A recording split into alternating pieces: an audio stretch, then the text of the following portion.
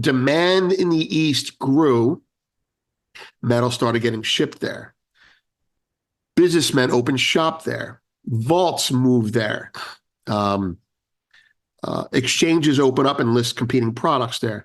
And eventually pricing moves there. And by that, I mean pricing becomes more dominant there. The next stage, and we're not at the final stage yet, but the next stage is we export gold and silver to China. China exports price discovery to us. This is what China is doing. I mean, not so violently. China is saying either your metal will come to us or your price will be received by us. According to reports, Chinese consumers increasingly turn to gold as a preferred investment option amid dwindling confidence in traditional avenues like real estate or stocks. This trend coincides with China's central bank consistently bolstering its gold reserves while reducing its holdings of U.S. debt. The China Gold Association reported a 6% rise in gold consumption in the country during the first quarter compared to last year, following a 9% increase recorded in the previous year. VinceLanci, a market trader, suggests that China's growing presence in the gold market could influence pricing mechanisms and supply chain dynamics, potentially elevating the role of Chinese gold refineries in global gold trading. Over the past 2 decades, China has emerged as the world's leading gold market, serving as the largest consumer and producer globally. However, despite its prominence, the intricacies of China's gold market remain somewhat opaque to many observers. Lanci notes that with the addition of several Chinese refineries to the LBMA list in recent years, China is solidifying its position as a critical player in the industry. This expansion reflects China's strategic efforts to diversify its business operations and assert its influence in the global economy. One example is Shenzhen Qilu Gold Refinery Corporation Limited, which has met LBMA's rigorous criteria regarding ownership, production capability, and financial standing. Its inclusion in the LBMA list underscores its adherence to industry standards and enhances its credibility in the global market. Lanci suggests that while recent announcements may focus on silver, the implications also extend to the gold market. The trend of Chinese firms entering the LBMA list signifies a broader shift in the dynamics of the gold market, with China playing an increasingly influential role in shaping its future trajectory. Join us as we delve into VinceLanci's insights. To stay updated with our latest uploads, subscribe to our channel and activate notifications. Thank you.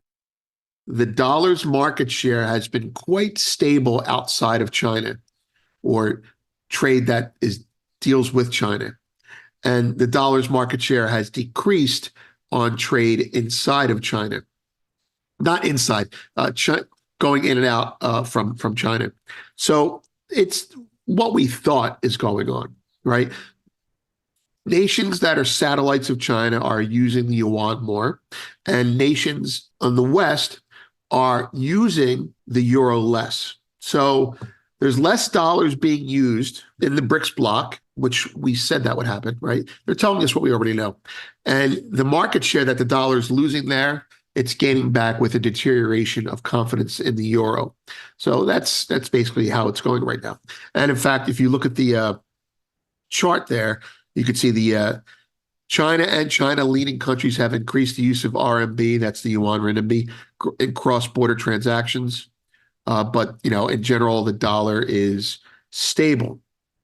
So this is one of those Titanic things, it's stable until it's not stable anymore, or you're at the other end of the boat saying, my currency's fine, as you get the whole thing. So that's the first point. The first point is she notes what I personally already know, and that is they're using less. We all already know this.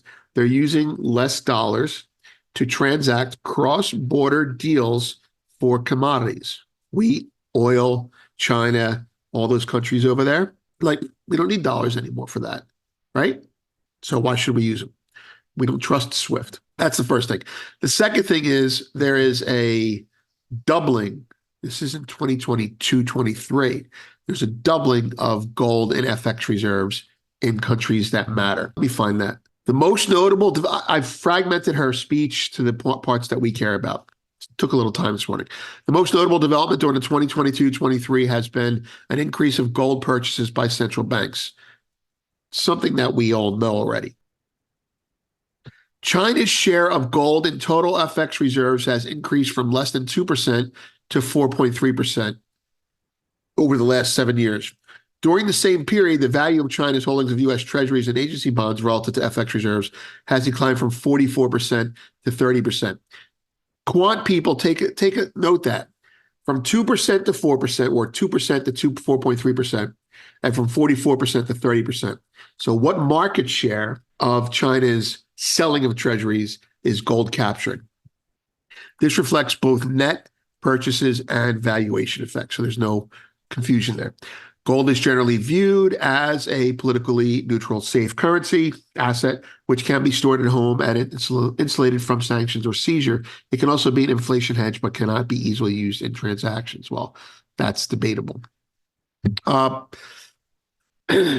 What's interesting to me, it's probably coincident, but it's not.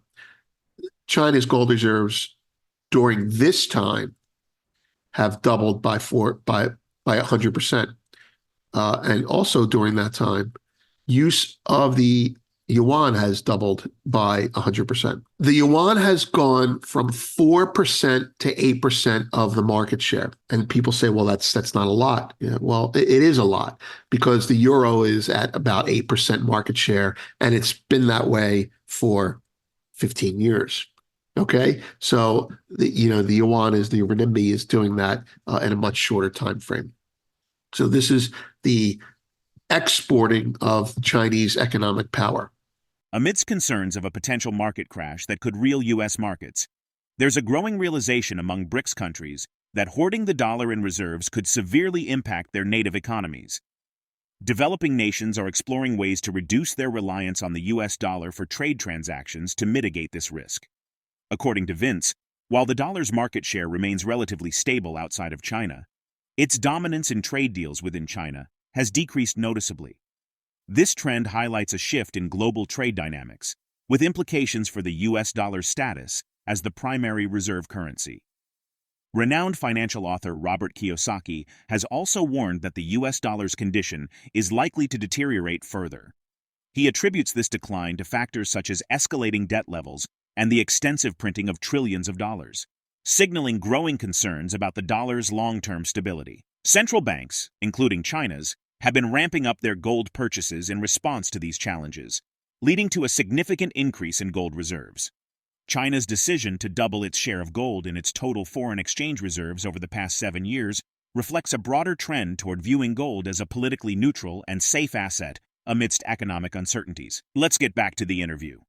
Shenzhen Huilu Gold Refinery Company Limited added to the LBMA Silver Good Delivery List. The silver refinery of Shenzhen has been added to LBMA's Good Delivery List for silver with effect from Wednesday, the 8th of May, 2024. The company has satisfied LBMA regarding its ownership, history, production capability, and financial standing. Here's all the information.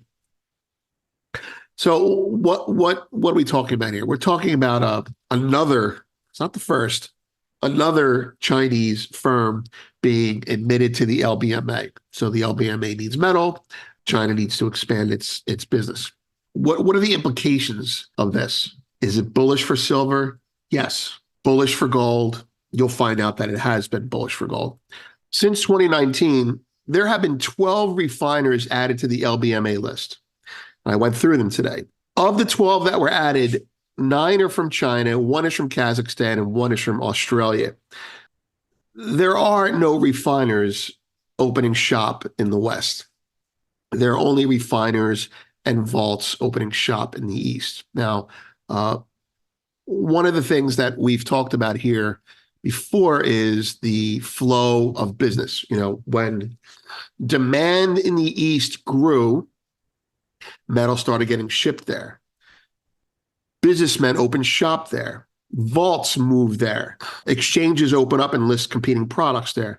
And eventually pricing moves there. And by that, I mean pricing becomes more dominant there. The next stage, and we're not at the final stage yet, but the next stage is we export gold and silver to China.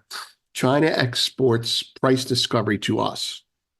So when you open up refineries in Europe, you are able to lower your cost, reduce transmission time, meaning from getting the metal from point A to point B, and also from getting price from point B to point A.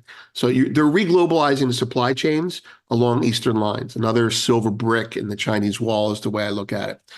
Either the expression, the scene where Luca Brasi says either your, or the Godfather says either your brains or your signature will be on that contract. Well, this is what China is doing. I mean, not so violently. China is saying either your metal will come to us or your price will be received by us. Either you take our price and start broadcasting it, or we will take your metal. China has metal and they will sell it at a price, but they won't sell it to you in the West unless you acknowledge their price. And that's where we're headed with this. Once the price on the outside reflects the price on the inside, you're going to start seeing China perhaps do two-way business. But between now and then, you should start to see the Chinese arbitrage between silver start to narrow a little bit. If it doesn't, then we're going a lot higher. If it does, we're still going higher, just at the higher end of the arbitrage. As we reflect on the evolving landscape of the gold market, particularly with China's increasing prominence and strategic moves, how will these developments reshape the future trajectory of gold prices and global trade dynamics? Share your perspective in the comments section. If the video resonates with you, join our community by subscribing to our channel and enabling notifications with the bell icon. Thank you for being a part of our community.